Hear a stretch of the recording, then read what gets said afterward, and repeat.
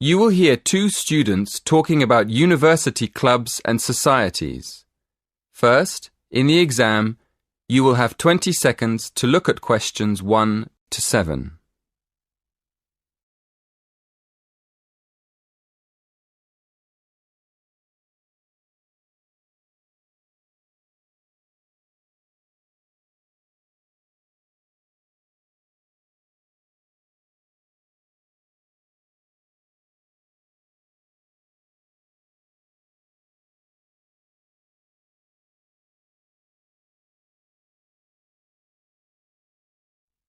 Listen carefully and answer questions 1 to 7.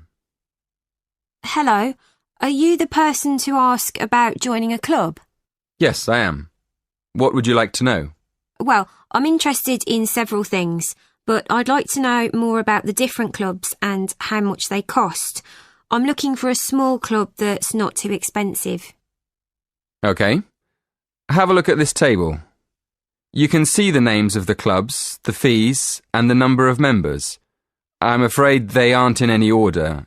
If you look at the top of the list, the first club is table tennis. That's one of our new clubs. Oh, right. So the table tennis club costs £20. That's quite expensive. Yes, it is a bit expensive. The cross-country cycling club is cheaper, though. Membership fees are only £15, but on the other hand, it's got 100 members. The film and drama club costs a lot, doesn't it? Yes, £50 is a lot, and that's probably why it only has 12 members. Is there any other club you think looks interesting? Look at the next one, street dance. Have you ever done any street dance? No, I haven't really. It's the cheapest. It only costs £5. OK. Shall we start with your interests? What do you like doing best? Well, I like photography. I've got a professional camera, so I take it quite seriously. But I can't really imagine belonging to a club to take photographs. I usually go on long walks on my own and take photos. So I like photography, but I wouldn't want to join a club to do it. OK. So what else do you like doing? Running? Oh no, not running. I like walking, but I hate running. I'm afraid the running club isn't for me, or the cycling club. And film and drama? No, it's far too expensive. But I do like yoga. I've practiced yoga on and off for years. How many members does the yoga club have? It's always a small group. A lot of people sign up at the beginning of term, but they stop going after a few weeks. So they're left with a few regular members every year. That sounds good. I think I'd like to join the yoga club. And what about the contemporary dance club? Is it expensive? Contemporary dance? No. It's not expensive. £10 for the term. Do you like dance? Well, I've never tried contemporary dance, but I do like jazz and tap dance. How often does the group meet? Before you hear the rest of the conversation, in the exam, you will have 20 seconds to look at questions 8 to 10.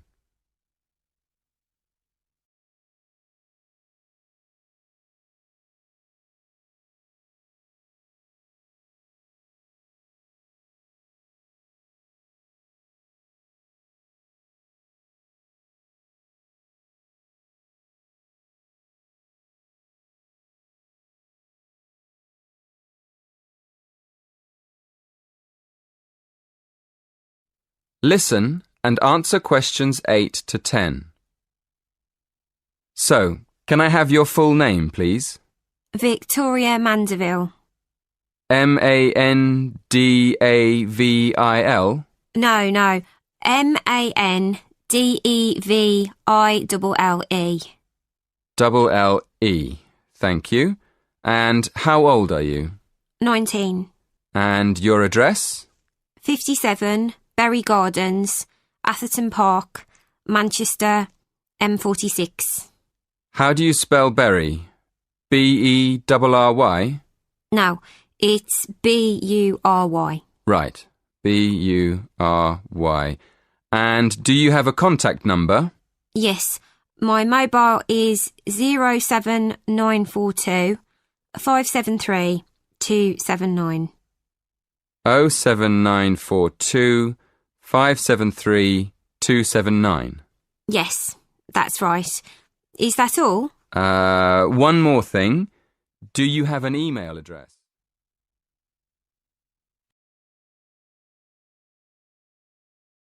That is the end of part 1. You now have half a minute to check your answers.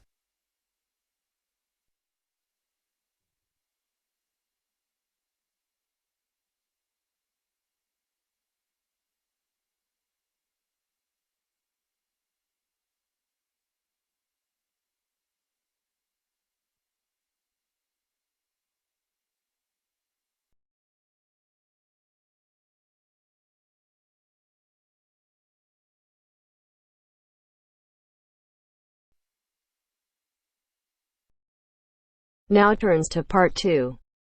Part 2. You are going to hear some announcements made to a group of people who are planning a trip to Greece. First, you have some time to look at questions 11 to 15.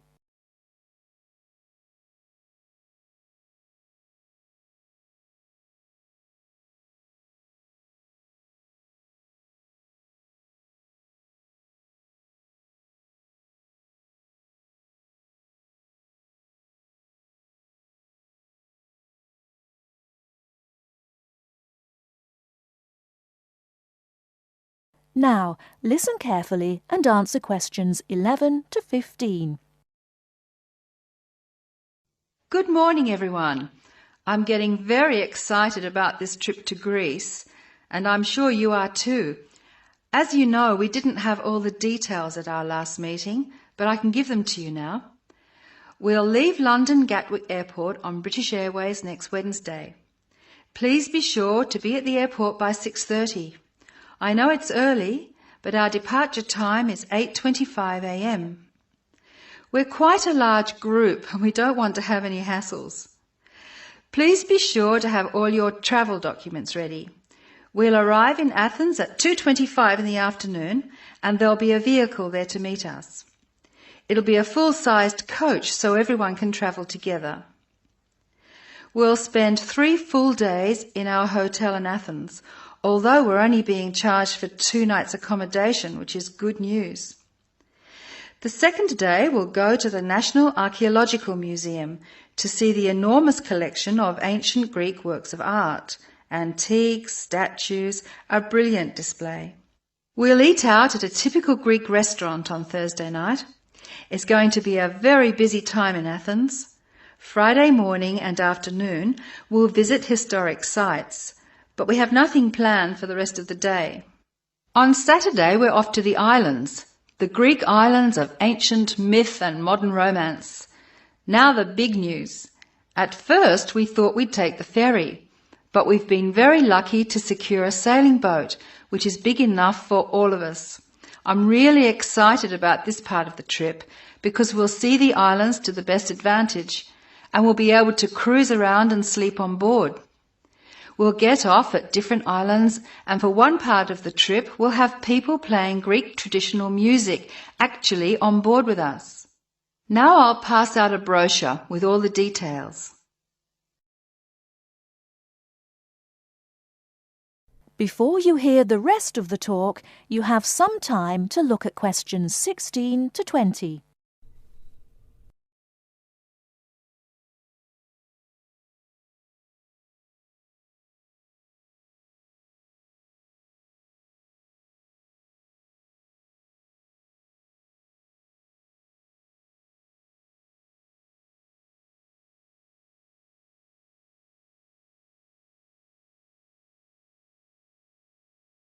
Now listen and answer questions 16 to 20.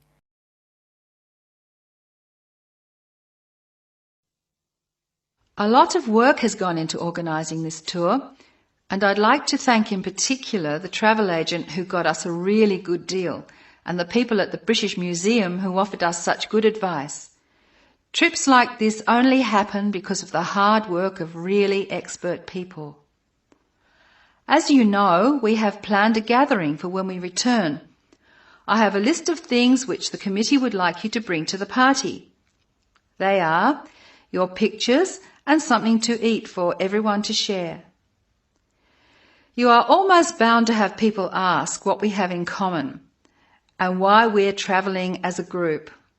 I suppose the answer is that we're interested in learning about old societies and vanished cultures, and we all enjoy travelling. Of course, we enjoy fine food too, but that's not as important. Oh, I nearly forgot the last piece of information. You'll see there are labels which I have passed around for you to put on all your luggage. Could you fill them in, please? On the top line, please write Greek tour, and on the lower line, write in block letters, uppercase, the letters AA and the number 3. That's AA3. We need to have these labels clearly displayed to help the baggage handlers keep our luggage together on the different parts of our trip, so please don't take them off.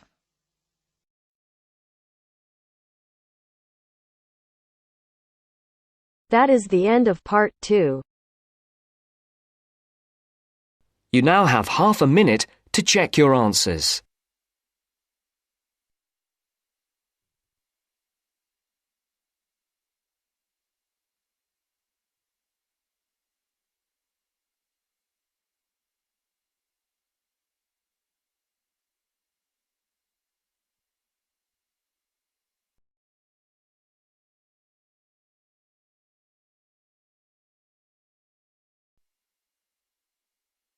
Now turns to part 3. Part 3. You are going to hear a conversation between a student and a tutor. First, you have some time to look at questions 21 to 25.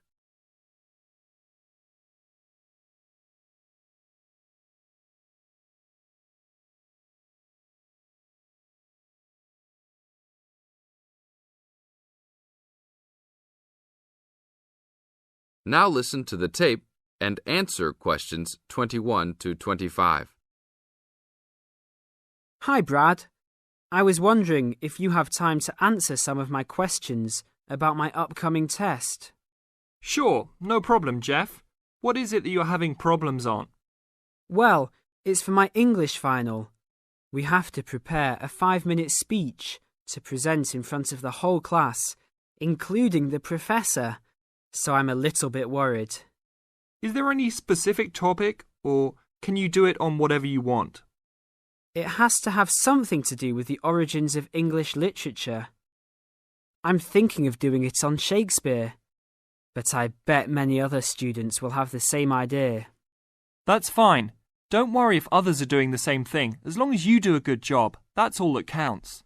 A good professor will grade all students fairly. You really think so? I suppose Shakespeare is the most famous author, so it should be fine. Besides, Shakespeare has so many works. You only have to choose a couple of them and talk about those. I guess you're right. Do you have any advice about how to prepare a speech? First, you need to select your topic. Have you done this yet? Yes, I have lots of information on Shakespeare. Good. Next, you should do a research on a specific topic. Do you have a deadline for which to turn in your speech topic? The deadline is next Tuesday. So you should have a detailed outline of what you will say by then. Do not just turn in a piece of paper saying Shakespeare on it. That will not give your professor any idea as to what you will be talking about. OK. So you think I should write out an outline of my speech? Of course! Writing your speech out in outline form is essential. No one could give a speech from scratch. Even the president must refer to his outline when giving a speech. An outline will give you a good structure to base your speech on. Now look at questions 26 to 30.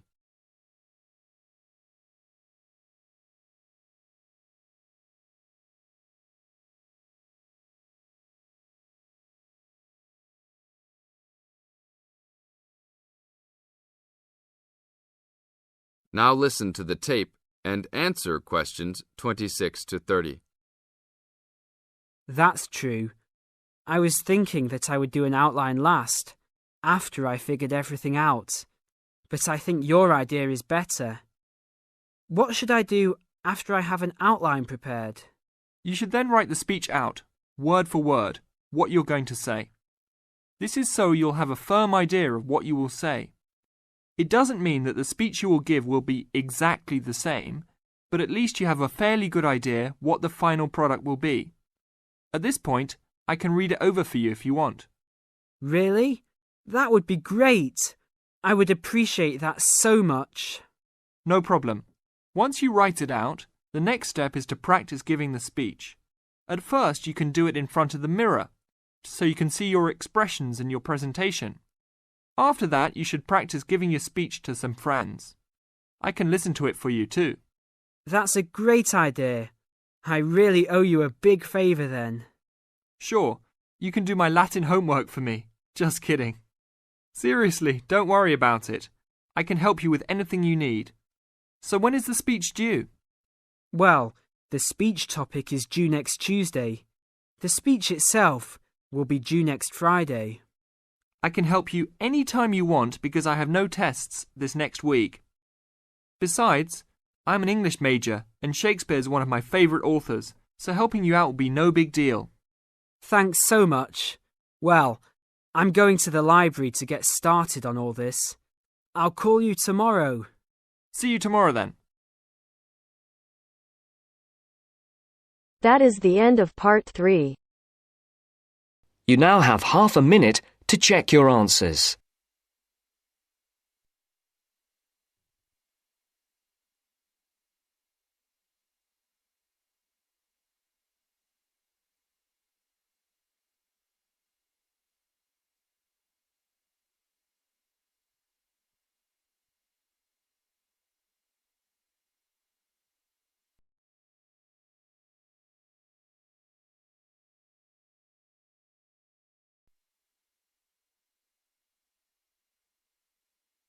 Part 4. Part 4. Complete the notes below. Use no more than 3 words for each answer. First, you have some time to look at questions 31 to 40.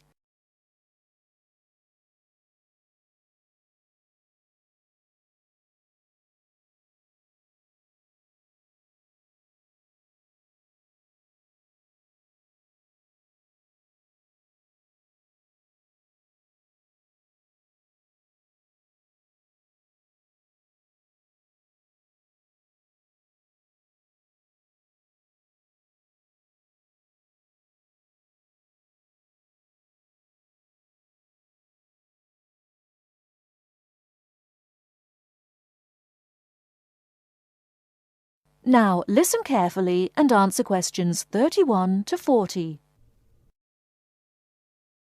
Good afternoon. I'm glad you all found your way here. Now I'd like Dr. Wallace to introduce us to the Arboretum. Good afternoon. Although at first glance the Arboretum may look like a park, it is a research and teaching facility that also provides a place for people to develop a positive relationship with nature. When then University of Wisconsin-Madison purchased the land, mostly during the 1930s, much of it bore little resemblance to its pre-settlement state. Instead, it had been turned into cultivated fields and pastures that had fallen into disuse. The university's Arboretum committee decided, early on, to try to bring back the plants and animals that had lived on the land before its development. Though they may not have anticipated it at the time, the committee's foresight resulted in the Arboretum's ongoing status as a pioneer in the restoration and management of ecological communities. In focusing on the re-establishment of historic landscape, particularly those that predated large-scale human settlement, they introduced a whole new concept in ecology: ecological restoration. The process of returning an ecosystem or piece of landscape to a previous, usually more natural, condition. Madison was a fast-growing city in the 1920s. Fortunately, some leading citizens recognized the need to preserve open space for Madison's residents. Most of the Arboretum's current holdings came from purchases these civic leaders made during the Great Depression. In addition to inexpensive land, the Depression brought a ready supply of hands to work it. Between 1935 and 1941, crews from the Civilian Conservation Corps were stationed at the Arboretum and provided most of the labour needed to begin establishing ecological communities within the Arboretum. Efforts to restore or create historic ecological communities have continued over the years, with the result that the Arboretum's collection of restored ecosystems is not only the oldest, but also the most extensive such collection. In addition to these native plant and animal communities, the Arboretum, like most arboreta, has traditional collections of labelled plants arranged in garden-like displays. These horticultural collections, featuring trees and shrubs of the world, are the state's largest woody plant collections. That is the end of part 4. You now have half a minute to check your answers.